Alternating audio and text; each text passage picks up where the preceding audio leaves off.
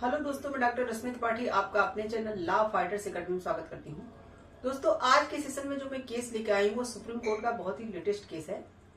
देखिए, आज के केस का जो मुद्दा है वो इस बात का है कि यदि कोई अंतरिम आदेश कोई अगर रहता है तो उस अंतरिम आदेश को अंतिम आदेश जब खारिज कर दिया जाता है उसके बाद भी क्या हम उस अंतरिम आदेश के लिए कोई रिट याचिका डाल सकते हैं कि नहीं डाल सकते। देखिए, यह मुद्दा बहुत इंपॉर्टेंट है कि बहुत लोग यह काम करते हैं और बार बार कोर्ट में रिट याचिका दायर करते हैं और वो चाहते हैं कि वो जो उनका अंतरिम आदेश है उसे मतलब जो भी दिया गया था उसे आगे लागू कर दिया जाए। तो ऐसे ही टाइप का एक मुद्दा था। तो चलिए हम लोग अपना सेशन स्टार्ट करते हैं और यह जानने का प्रयास करते हैं कि सुप्रीम कोर्ट ने अपने जजमेंट में क्या बातें कही।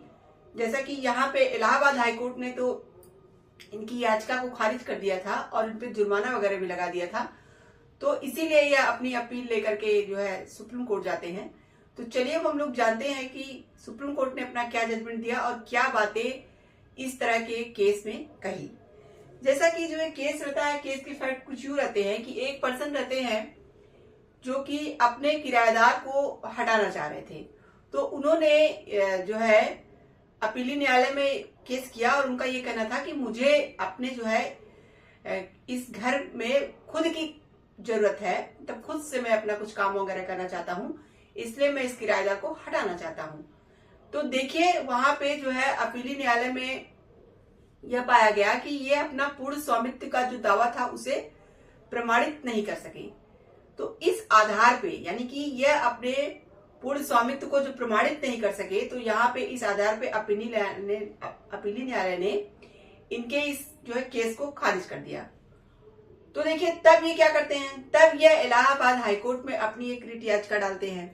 तो वहां पे शुरू में इलाहाबाद हाईकोर्ट ने क्या किया कि इनको एक मतलब इनके पक्ष में एक अंतरिम आदेश दिया और कहा कि किराएदार को कि आप इनको 2,000 रुपए प्रतिमाह दीजिए या फिर आप जो है मकान खाली कर दीजिए। तब देखिए, उसके बाद कुछ दिनों बाद इस केस का जब अंतिम आदेश आता है तो उसमें इस याचिका को ही खारिज कर दिया जाता है।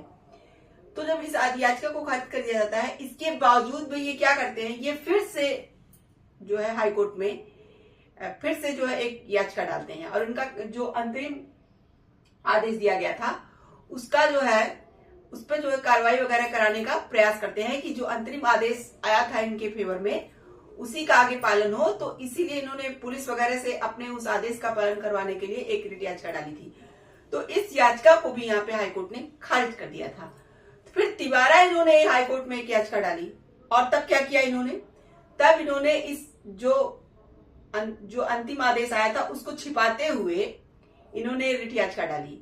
तो भी वहां पे हाईकोर्ट को यह बात पता चल गई और इसलिए जो है उन्होंने इन पे क्या किया, इसीलिए यहाँ पे कोर्ट ने इनकी याचिका को तो खारिज ही किया हाईकोर्ट ने, बल्कि इन पे 20,000 रुपए का जुर्माना भी लगा दिया था। तो इसी जजमेंट के खिलाफ हाईकोर्ट के इसी जजमेंट के खिलाफ यह सुप्रीम कोर्ट जाते हैं। तो चलिए हम लोग देखते हैं कि कौन से जज बैठे थे जो इस केस की सुनवाई कर रहे थे और उन्होंने अपने जजमेंट में क्या बातें कही। जैसा कि इस केस की सुनवाई जस्टिस जेके महेश्वरी और जस्टिस अरविंद कुमार की खंडपीठ थी। 2 जजों की खंडपीठ थी जो इस केस की सुनवाई कर रही थी। जब उन्होंने सारे मसले को जाना तो चलिए हम लोग देखते हैं कि उन्होंने क्या जजमेंट दिया। तो यहाँ पे खंडपीठ ने कहा कि हम यह टिप्पणी करने के लिए बाध्य हैं कि यदि कोई अंतरिम आदेश कार्रवाई में पारित किया जाता है तो वह अंतिम आदेश के साथ विलीन हो जाता है। यहाँ पे देखिए, सुप्रीम कोर्ट का ये कहना था कि जब कोई अंतरिम आदेश जब दिया जाता है कार्रवाई के दौरान तो वो अंतिम आदेश आने पे उसमें विलीन हो जाता है। यानी कि वो अंतरिम आदेश तो इसलिए दिया गया था कि आपको बीच में कुछ राहत मिल सके। तो जब अंतिम आदेश उसका आ गया तो वो उसी में विलीन हो गया, अब वो खत्म हो चुका है। तो आप उसी कार्रवाई को ये क्या कर रहे थे, उसी अंतरिम कार्रवाई को ही तो आगे बढ़ाने की बात कर रहे थे। तो यहाँ पे सुप्रीम कोर्ट ने कहा कि जब इस केस का अंतिम आदेश आया था और अंतिम आदेश यह था कि अब जो है यह याचिका ही खारिज कर दी गई, जैसा कि हाईकोर्ट ने पाया था कि इनकी जो है याचिका में मतलब दम नहीं है पूर्ण स्वामित्व का, क्योंकि ये दावा नहीं जो अपना प्रूफ था वो नहीं कर पाए थे। तो इसलिए कोर्ट ने यहाँ पे इनकी याचिका को खारिज कर दिया था। तो अंतिम आदेश में तो यहाँ पे सुप्रीम कोर्ट का यही कहना था कि जब अंतिम आदेश में याचिका ही खारिज कर दी गई तो अंतरिम आदेश तो उसमें विलीन हो गई, तो उसका आप पालन कराने की कहां से बात कर रहे हैं। यहाँ पे कोर्ट ने यही कहा कि अंतरिम आदेश कार्रवाई में पारित किया गया हो तो अंतिम आदेश के साथ, अंतिम आदेश जो फाइनल आदेश आएगा उसके साथ विलीन हो जाता है। इस प्रकार अपीलकर्ता द्वारा न्यायालय को प्रभावित करने के लिए रिट याचिका दायर करने की कार्रवाई ईमानदार प्रतीत नहीं होती है। यहाँ पे कोर्ट ने कहा कि इस तरह की रिट याचिका जो अपीलकर्ता डाले थे न्यायालय को प्रभावित करने के लिए, जो रिट याचिका बार बार डाली जा रही थी हाईकोर्ट में, तो क्या थी, कार्रवाई ईमानदारी पूर्व प्रतीत नहीं हो रही थी। यहाँ पे सुप्रीम कोर्ट ने कहा, जैसा कि इन्होंने क्या किया था, इन्होंने यह बात भी छिपाई कि इनकी याचिका को खारिज कर दिया गया था और अंतरिम जो आदेश था अब उसका कोई महत्व ही नहीं रह गया था। तो यह बात ये छिपा करके फिर से जो है रिट याचिका डालते हैं। तो देखिए बार बार ये वही काम कर रहे थे। तो यहाँ पे वही सुप्रीम कोर्ट ने कहा कि इनके जो है इन सब बातों को देख के तो यही लगता है कि ईमानदार या इनका कार्य प्रतीत नहीं होता है। कोर्ट ने कहा कि हाईकोर्ट ने अपीलकर्ता को इस कार्रवाई की उचित रूप से निंदा की है। कोर्ट ने कहा कि यहाँ पे हाईकोर्ट ने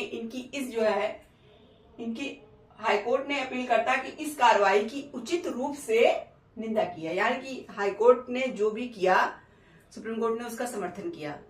उन्होंने कहा कि हाईकोर्ट ने जो इनकी निंदा की है इस कार्रवाई की वो सही है, एकदम सही है। और जो बार बार हाईकोर्ट में खारिज रिट याचिका के अंतरिम आदेश को लागू कराने की कोशिश कर रहा था, यहाँ पे पर्सन यही तो कर रहे थे कि बार बार जो हाईकोर्ट ने खारिज कर दिया था रिट, उसी को क्या करके उसी के अंतिम आदेश को लागू कराने की, अंतरिम आदेश को ये कोशिश कर रहे थे, क्योंकि वो इनके फेवर में आया था अंतरिम आदेश। ये सोच रहे थे कि बार बार मतलब वो हमारी कोशिश कामयाब हो और जो अंतरिम आदेश आया है वही आगे हो। लेकिन यहाँ पे हाईकोर्ट ने इनके बार बार इस याचिका को खारिज कर दिया था। आगे यहाँ पे सुप्रीम कोर्ट ने कहा कि बार बार अंतरिम आदेश को लागू कराने की जो एक कोशिश कर रहा था, तो यह अपीलकर्ता की सत्यनिष्ठा पर प्रश्न उठाता है और उस पर लागत का लगाया जाना पूर्ण रूप से यहाँ पे उचित है।